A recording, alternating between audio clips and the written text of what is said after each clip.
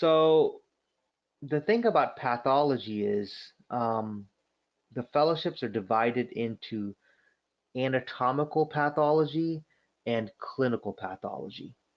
Okay, so you do your 4 years and you do fellowship. So in terms of fellowship, you have your blood bank, transfusion medicine.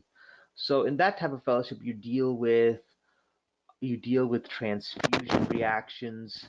You deal with appropriating the right amount of platelets, managing the blood bank center, dealing with donors. You're working with, who should donate blood. You're working with, uh, codes. You're pretty much the middleman, and you can be called at any time. You're working with different antibody workups. You're pretty much working with, I would say, pretty much anything that's blood related.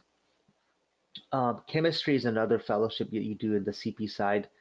Cytogenetics is also another one. Hematology is more on the CP side. Laboratory management is on the CP side. Microbiology is CP. Molecular diagnostics is CP. Autopsies is more AP. That's your pretty much a forensic pathologist. Cytopathology is pretty much AP side. You're dealing with pap smears and just a whole race of things. Forensics, like I said, it's the same thing.